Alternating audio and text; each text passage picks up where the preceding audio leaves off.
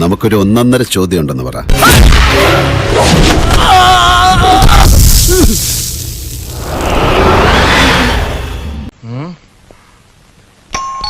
പുതിയ ഫ്രണ്ട്സ് എങ്ങനെ ഉണ്ടായിരുന്നു? ഞാൻ ഭയങ്കര ഹാപ്പി ആയിട്ട് നല്ല ചെയ്ത പരിപാടിയാണ്. പറയുമ്പോൾ സങ്കടം. എടാ ഉഗ്ര, എനിക്കൊരു ഉപകാരം ചെയ്യൂ. പറ, നീ വാ പൊളിക്കരുത് പ്ലീസ്. അല്ല, അച്ഛൻ എന്തെങ്കിലും സ്പെഷ്യൽ ആയിട്ട് എന്തെങ്കിലും ടിപ്പ് എന്തെങ്കിലുമൊക്കെ പറഞ്ഞു തന്നിരുന്നോ? അയ്യോ, ഓർമ്മിപ്പിക്കല്ലേ പൊന്നെ. അതൊന്നും സാരമില്ല, ഇവന് ഇതൊക്കെ പറയുവാ. എന്റെ വാക്കവൻ തട്ടില്ല, കാരണം കരിങ്കല്ല് പോലത്തെ വാക്കാ എന്റേത്.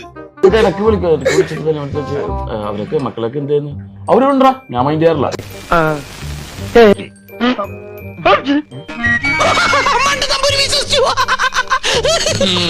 നിന്റെ അപ്പൻ വിശ്വസിച്ചു.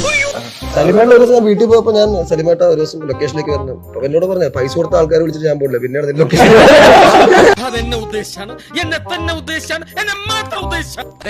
ഞാൻ നിന്നെ മനഃപൂർവ്വം ചതിക്കുന്നു എനിക്ക് തോന്നുന്നുണ്ട്. ആ തോന്നുന്നുണ്ട്.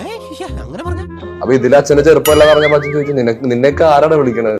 നോക്കിയും കണ്ട് നിന്നാൽ നിനക്ക് കൊള്ളാം. എന്റെ മകനായതുകൊണ്ട് പറയല്ല, മനു ഒരു മണ്ടനാണ്. അവൻ എന്താ ഒരു കുറവ്? അഴകില്ലേ, ആരോഗ്യമില്ലേ?